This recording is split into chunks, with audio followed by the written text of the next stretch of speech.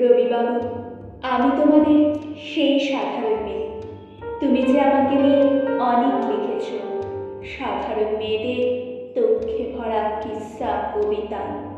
যে দুর্ভাগিনীকে দূরের পাল্লা দিতে হয় অন্তত ৫-৭ জন অসামান্যার সঙ্গে, অর্থাৎ সপ্তরথিনীর মা। আমি ওই সাধারণ মেয়ে।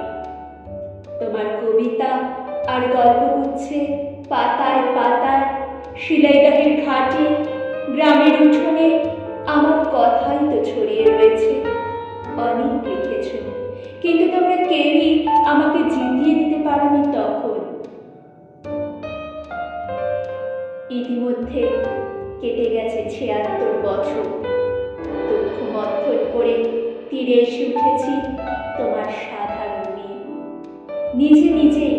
নিজের জোরেই আমি অর্জন করেছি পায়ের তলায় মাটি, মাথার আকাশ।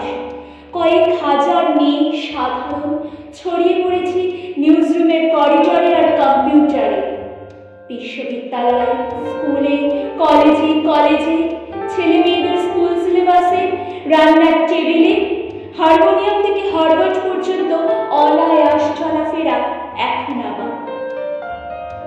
কাঁচরাপাড়ার গদিপথ থেকে ক্যালিফোর্নিয়ায়, পাড়ার ফাংশন থেকে পার্লামেন্ট ঘরে, আমাকে এখন আর ইট চাপা দেওয়া যায় না।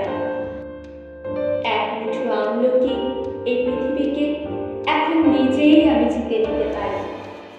আমার 10টি হাতে ধরা আছে দিক চক্রবাল। ঘর বাহির থেকে প্রেম প্রতারণা, স্বামী ও শাশুড়ি থেকে বিশ্ব উষ্ণায়ন, ছোট পরিবার থেকে বড় কাজে টানা ও পড়ে নিপুণ সামলে নি আমি দশভুজা। মালতী এখন আর হারিয়ে যায় না কোনো এক নরেশের উপেক্ষার মেঘে। রবিবাবু, দেখো, তোমার ওই সাধারণ মেয়ে অসামান্য হয়ে উঠে ভাবাচ্ছে তোমাকে।